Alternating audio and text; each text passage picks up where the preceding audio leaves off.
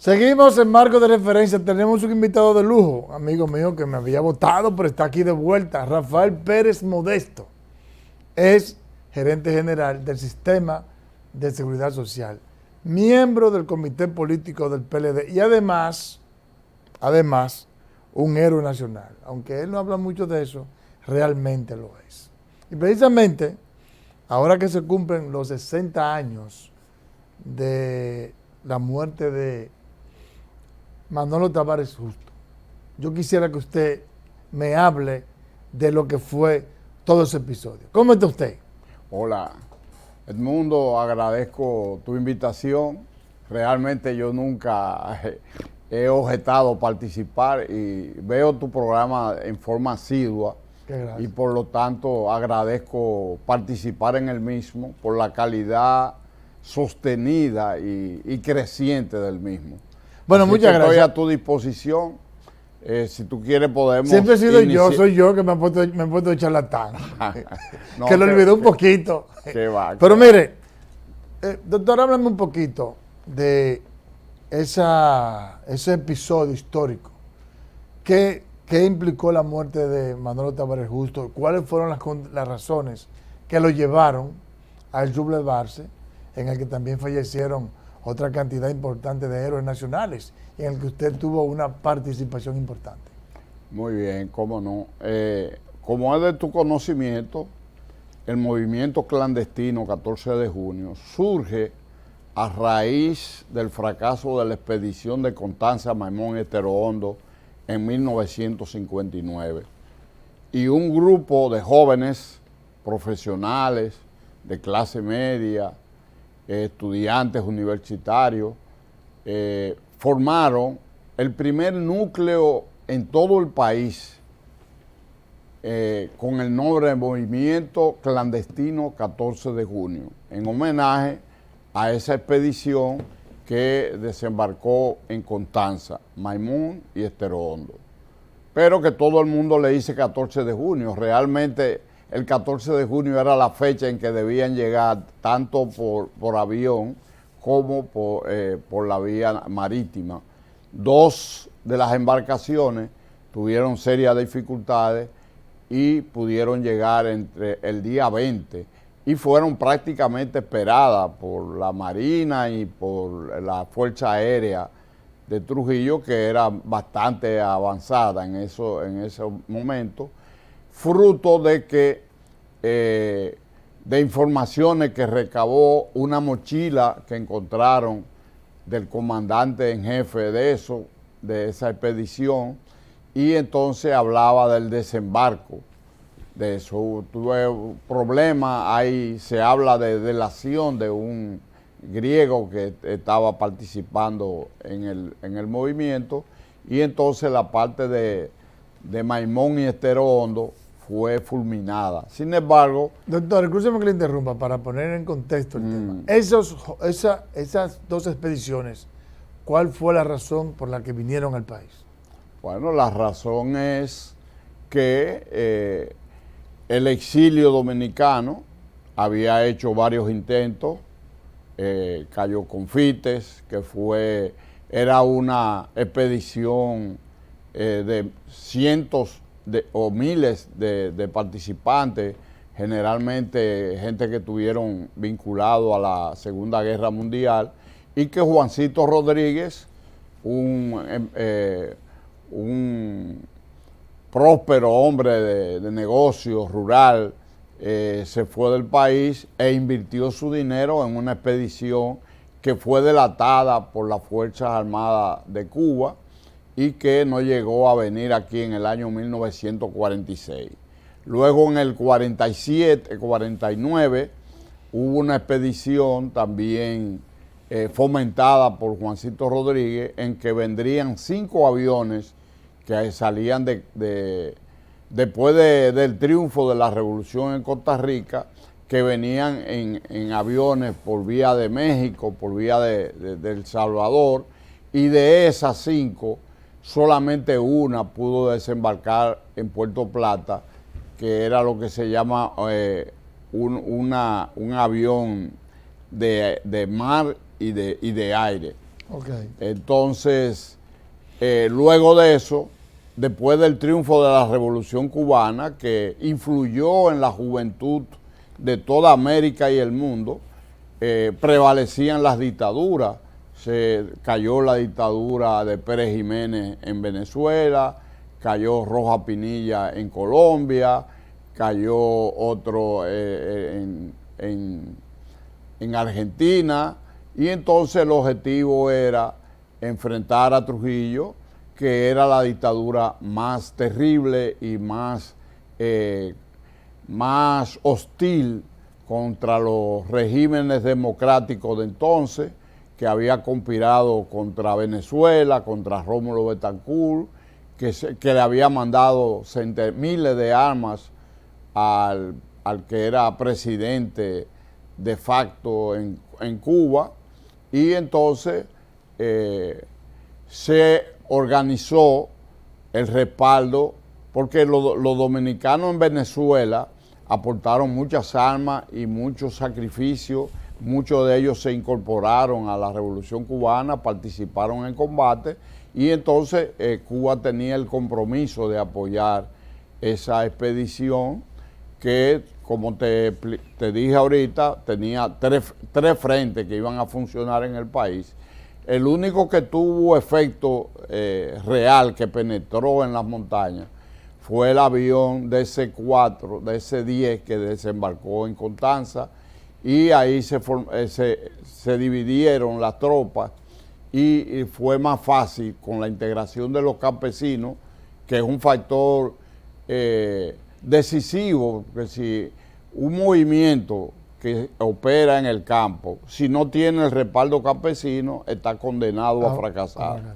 Y justamente eso fue lo que pasó. Hubo grandes combates, hubo pérdida en las dos, tanto en la parte expedicionaria como del ejército nacional, y realmente el país se sacudió con ese acontecimiento, pero finalmente el régimen de Trujillo se impuso, y solamente sobrevivieron de esos 54 expedicionarios que vinieron en un avión que retornó a Cuba, y cuyo segundo hombre era un capitán que desertó de la aviación y vino como copiloto y se quedó a luchar aquí.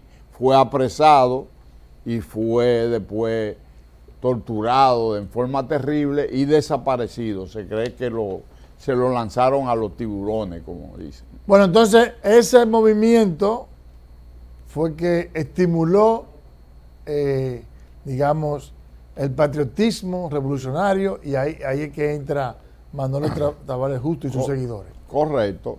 Entonces, a raíz de ese fracaso y tomando el programa de liberación que ellos sostenían, levantaban como objetivo político y programático, ellos tomaron eso, tomaron el nombre de Movimiento 14 de Junio, en homenaje a ellos. Se forma clandestinamente en el año 1960, podríamos decir, a principios de los años 60, he descubierto el movimiento, apresado centenares de jóvenes de diferentes sectores sociales, la mayoría de ellos profesionales, gente de clase media, hijos de funcionarios públicos del mismo trujillismo.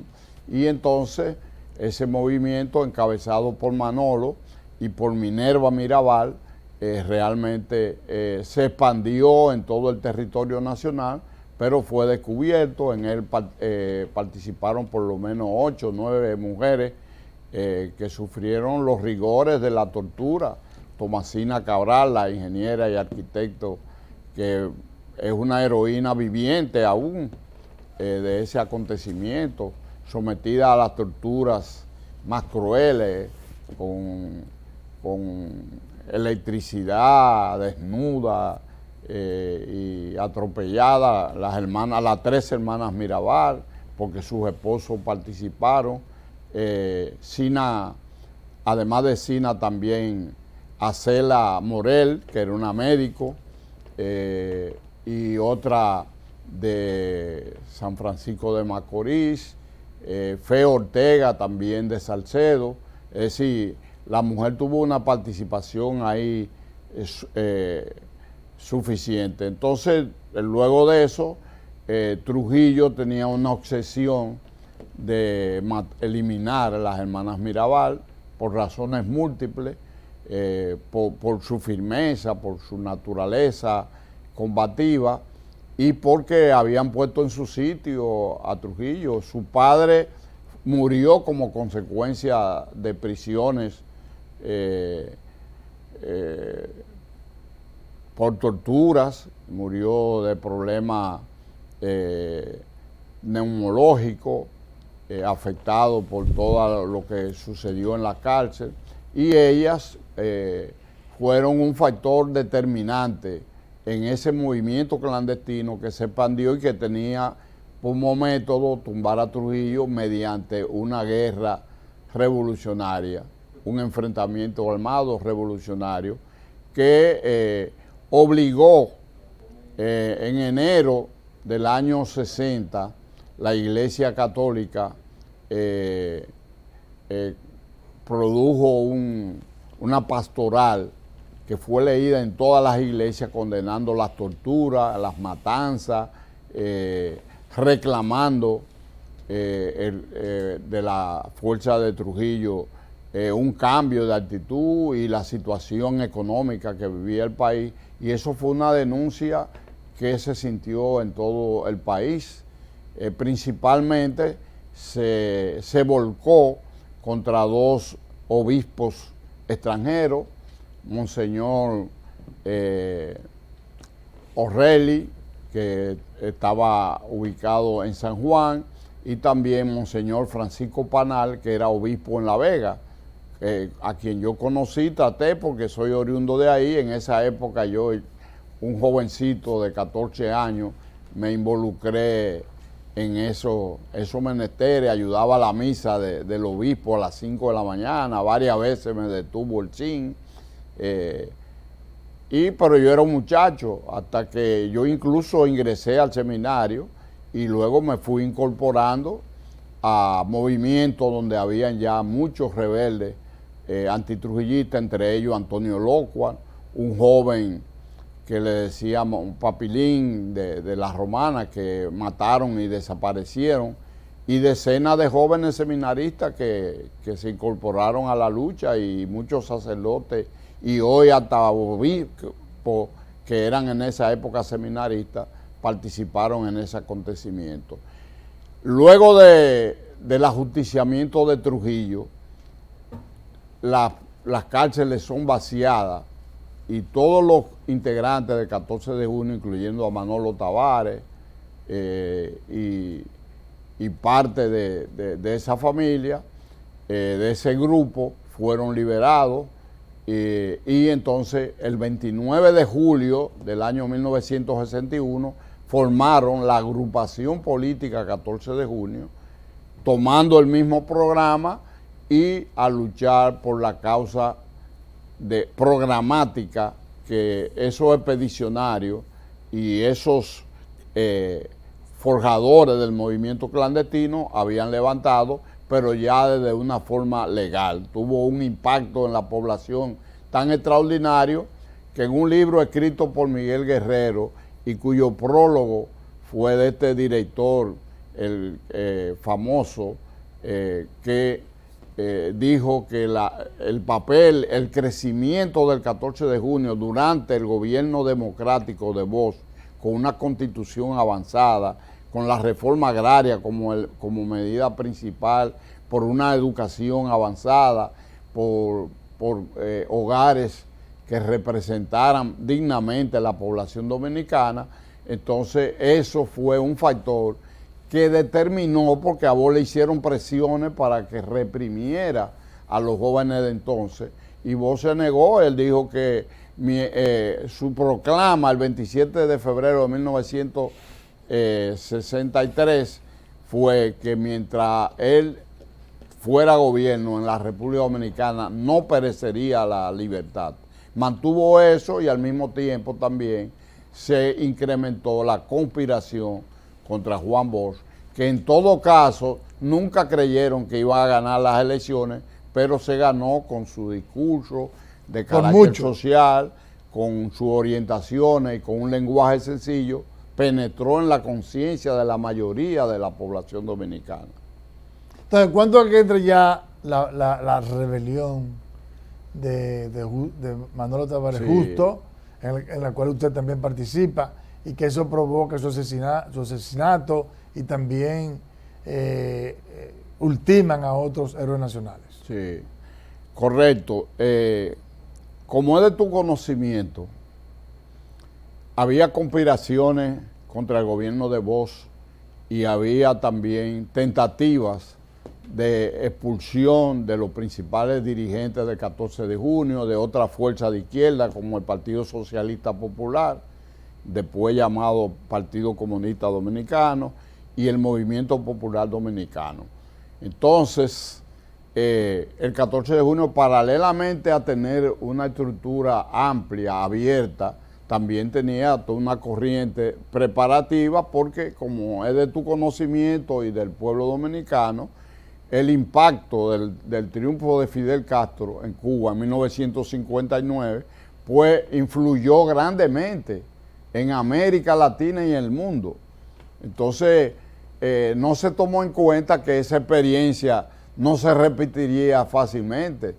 Era muy difícil porque los norteamericanos tomaron medidas para evitarlo y mantenían no solo vigilancia, sino una persecución tremenda. Pero Manolo, en el 14 de junio de 1962, en un meeting multitudinario que se presume en esa época una monstruosidad, unir 50,000 personas alrededor del Parque Independencia, proclamó un discurso donde decía, advertía a los sectores de la reacción y norteamericanos que si pretendían humillar la población dominicana, si pretendían ultrajar todas las libertades conquistadas por este país, el 14 de junio sabía dónde estaban las montañas de Quisqueya y que a ellas iríamos a defender la libertad, la justicia y el programa de lucha de la expedicionaria de 1959, porque entonces